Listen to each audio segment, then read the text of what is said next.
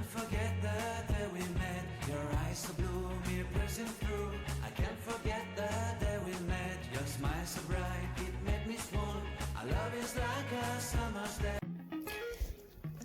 Hello everyone, আসসালামু আলাইকুম। Welcome back to my channel. আজকে সকাল থেকে আপনাদের সাথে ব্লগটা শেয়ার করছি। এখন সকাল 7টা বাজে।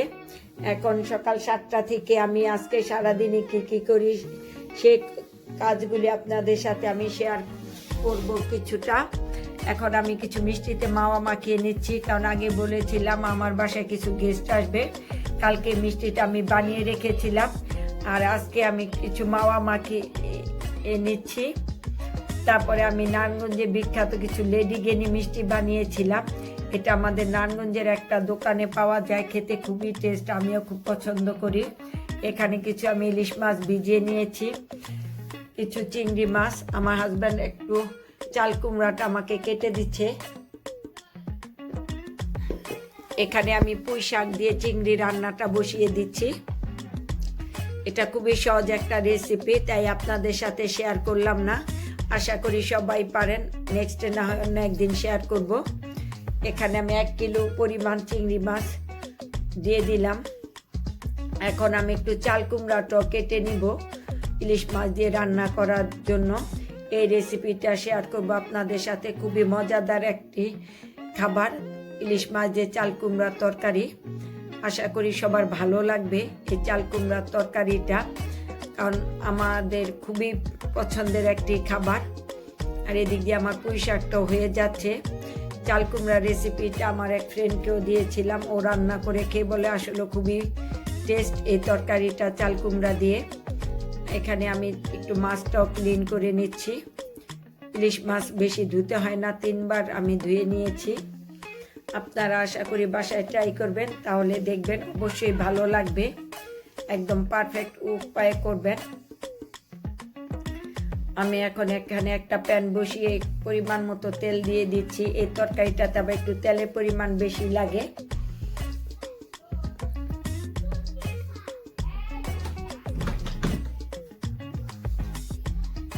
এখন এখানে আমি কিছু পেঁয়াজ কুচি দিয়ে দিব। কিছু পেঁয়াজ কুচি দিয়ে দিলাম। আদা 4 চামচ পরিমাণ আদা পেস্ট, রসুন পেস্ট দিয়ে দিব।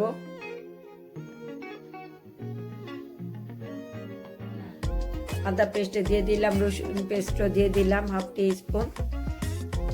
এখানে তারপরে আমি 1.5 টেবিল চামচ পরিমাণ হলুদ গুঁড়া দিব, আর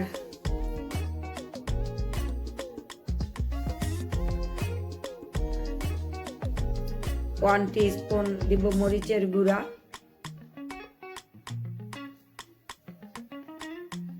ভালো করে কষিয়ে নিব মশলাটা।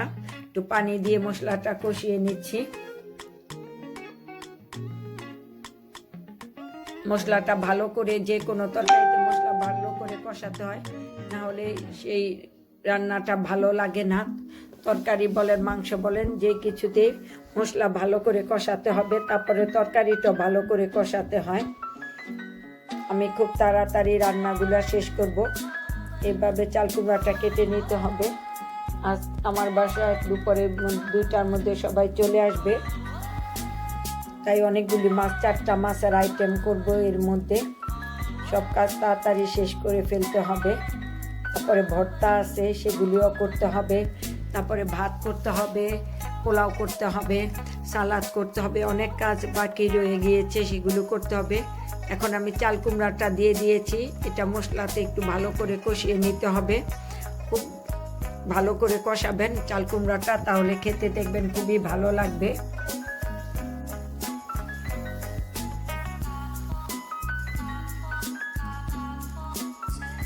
এখন আমি ঢেকে দিয়ে কিছুক্ষণ কষাবো।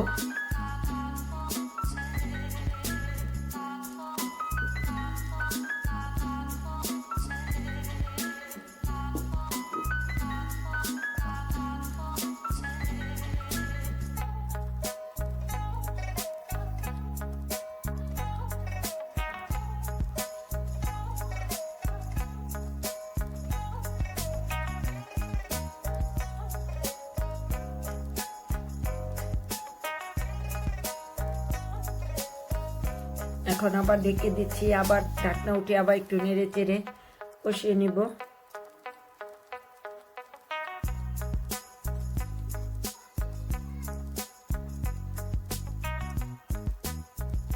পরিমাণ মতো পানি দিয়ে দিচ্ছি। এই রান্নাটায় পানি পরিমাণটা একটু বেশি লাগে, কারণ এই তরকারিটা একটু ঝোল ঝোল থাকতে হবে, তাই একটু পরিমাণ মতো পানি বেশি দিতে হবে।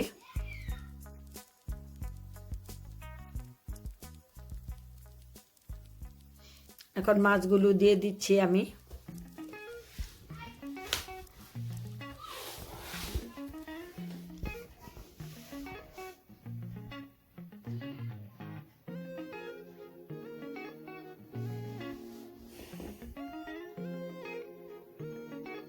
একে একে আমার সবগুলো রান্না শেষ করতে হবে তাড়াতাড়ি করে, কারণ সময় কোন দিক দিয়ে চলে যাবে বুঝবই না।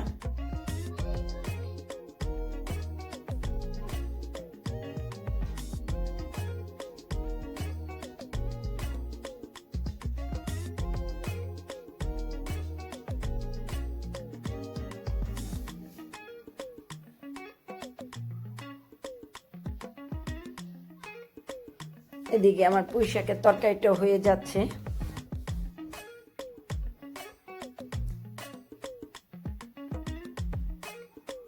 আপনারা হয়তো বলবেন আমি সবসময় এই প্যানগুলো ইউজ করি।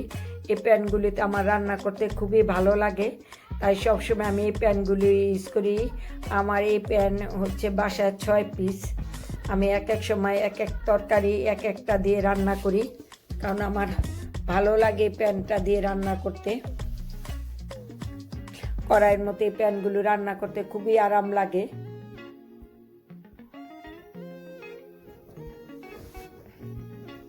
আমি যখন বাংলাদেশে যাই তখন আমার ফ্যামিলি মেম্বারদের জন্য এই প্যানগুলি নিয়ে যাই। এই কারণ এটা যে আমার কাছে যেমন ভালো লাগে, আমি মনে করি ওদের কাছেও ভালো লাগবে এই প্যানগুলোতে রান্না করতে, কারণ অনেকগুলো মাছ রান্না করা যায়, যে কোনো জিনিস একটু বেশি পরিমাণে রান্না করা যায়।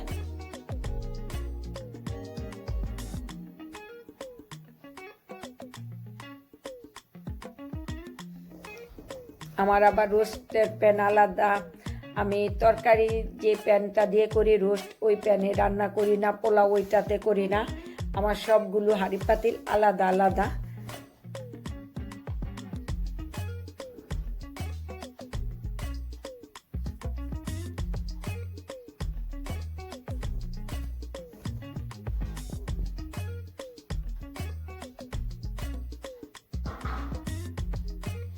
একটা কাঁচামরিচ দিয়ে দিচ্ছি। আমার তরকারিটা হয়ে গিয়েছে। এখন কিছু ধনিয়া পাতা কুচি দিয়ে নামিয়ে নেব।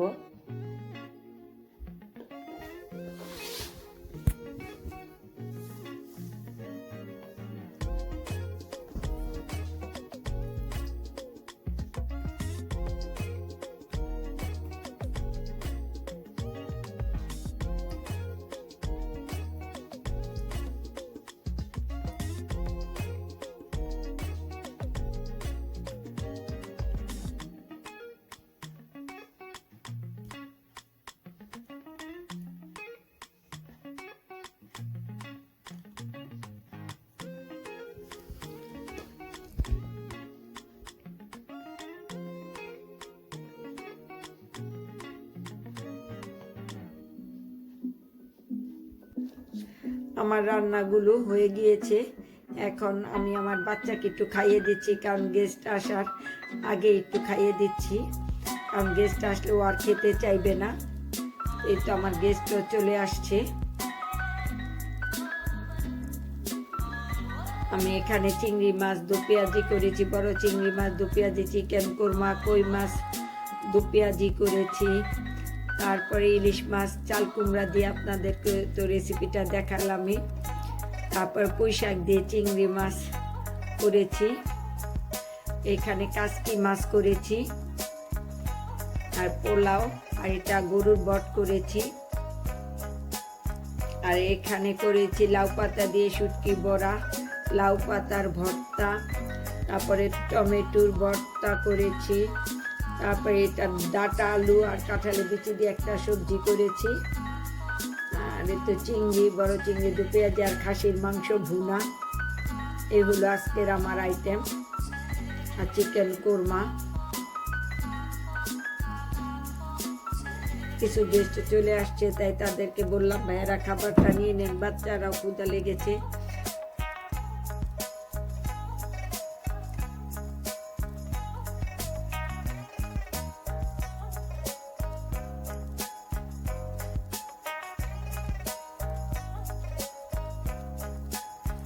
আমার এক ফ্রেন্ডের 2টা বাচ্চা ছোট, জ্যোতি জাবির। আমি ওদেরকে খুবই পছন্দ ভালোবাসি, কারণ ওরা খুবই ছোট, আমার বাচ্চাদের মতো খুবই ছোট। ওর আম্মু একটু বাইরে একটা কাজে গিয়েছে, তাই ওর আব্বু ওদেরকে খাইয়ে দিচ্ছে।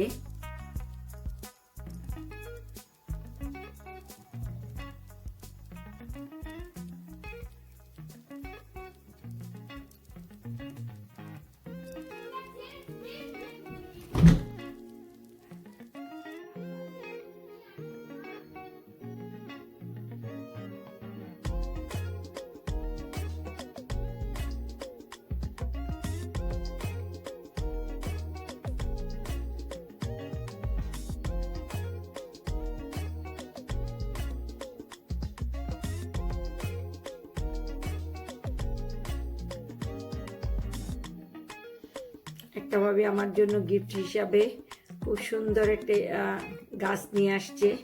উনি হচ্ছে মরিয়ম শফিকুল ভাবি, এটা হচ্ছে সাদিয়া, তারপরে ভাবির মেয়েতে ইশাত,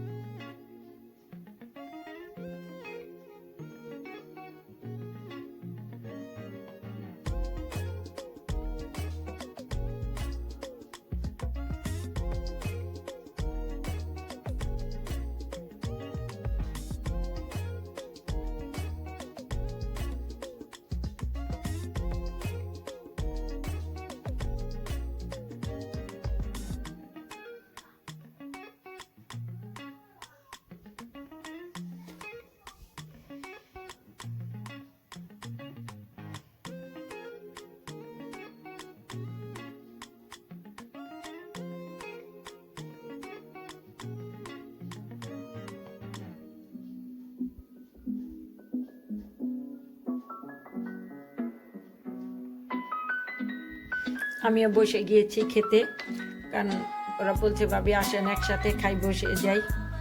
তাই ভাবলাম এখন তো 4টা বাজে, তাই ক্ষুধা লেগেছে, তাই বসে গেলাম।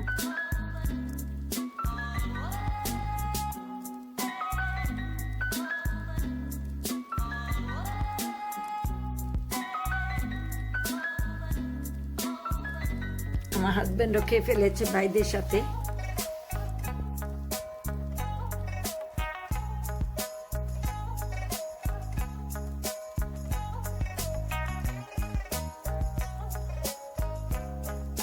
এখন চায়ের পর্ব চলছে, কেউ চা খাচ্ছে, কেউ কফি খাচ্ছে।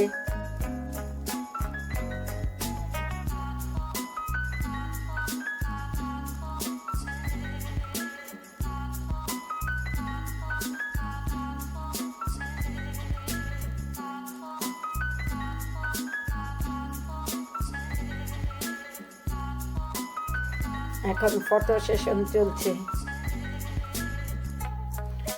সব সুন্দরীরা ফটো সেশন করছে।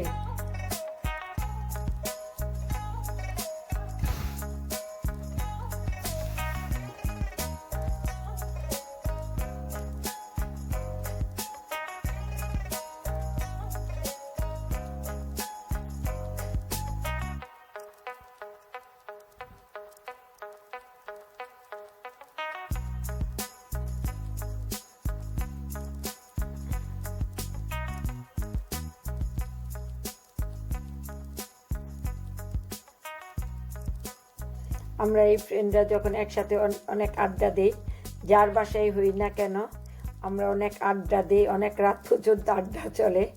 আমাদের দুপুরের খাওয়াই কিন্তু শেষ না, দুপুরে খাই, বিকেলে খাই বা রাতে খাই, যেখানেই বসি না কেন সব জায়গাতে আমরা 3 বেলা করে খাওয়া হয়। তারপরে রাতে 1টা 2টা পর্যন্ত আড্ডা চলে, লুডো খেলা চলে। আজকে আমার বাসায় তাই হবে। আমরা বিকালে নাস্তা খাওয়ার পরে আবার একটু লুডো খেলতে বসবো।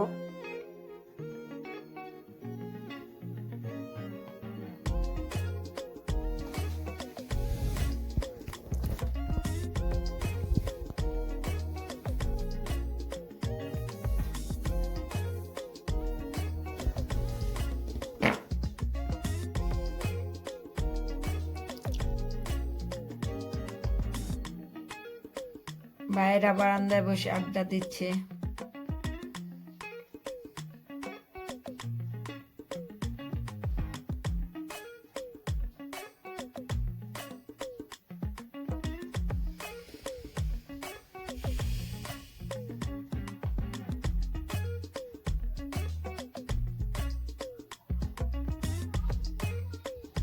ফটো সেশন চলছে আমার বারান্দাতে।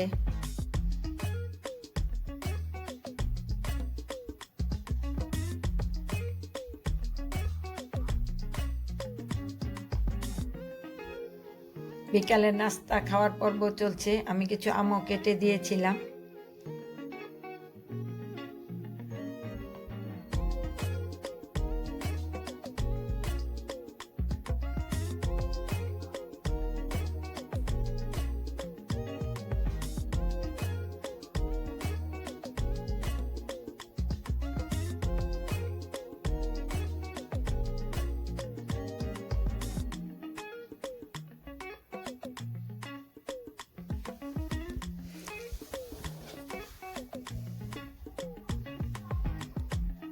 আমি কিছু দইও বানিয়েছি গ্লাসে করে, সেটা ফ্রিজে আছে।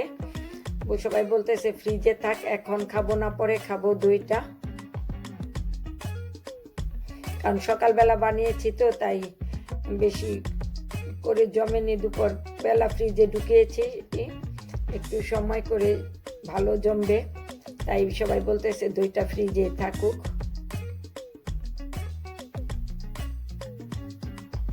বেশি নাস্তা আইটেম করিনি, কারণ ওরাই না করেছে যে বেশি মিষ্টি আইটেমের দরকার নেই।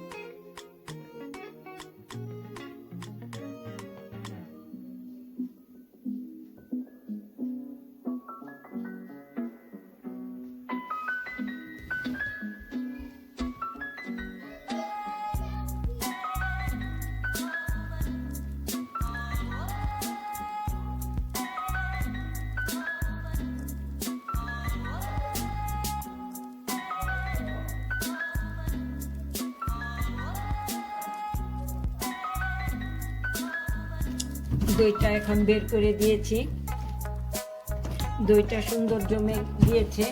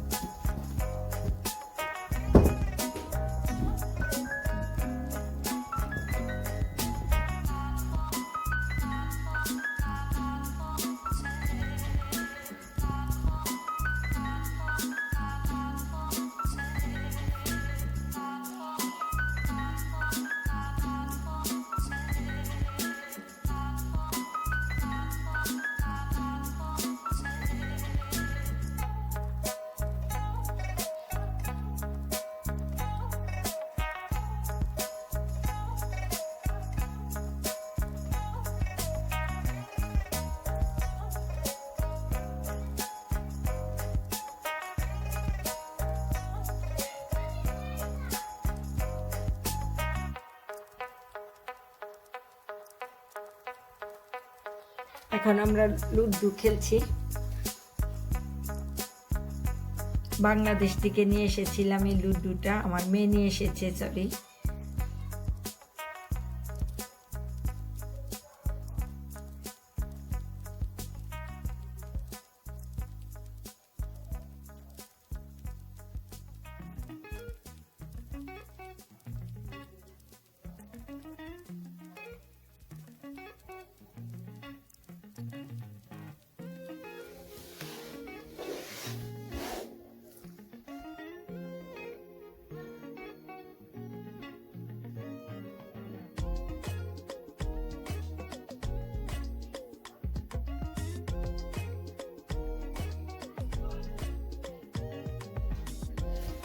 রাতের জন্য এখন একটু ভাত বসাতে হবে, তাই পানি চড়িয়ে দিয়েছি, কারণ সব কিছুই আছে, একটু ভাত অল্প আছে, তাই ভাত রান্না করলাম। আর একটু ডাল ভুনা করলো আমার হাজব্যান্ড ঝরঝরা করে, সবাই খুব মজা করে গরম গরম ভাত দিয়ে ডাল ভুনাটা অনেক মজা লেগেছে। আর আমার সমস্ত তরকারি ছিল, কারণ আমি অল্প রান্না করিনি।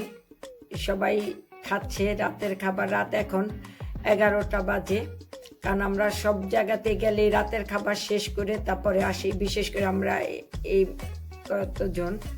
এখন সবাই চলে যাচ্ছে, পিঙ্কিও চলে যাচ্ছে, বিদায় জানাচ্ছে। আপনাদের যদি ভালো লেগে থাকে আমার এই ব্লগটা, তাহলে একটা লাইক এবং সাবস্ক্রাইব দিবেন। আজকে এখানেই শেষ করছি।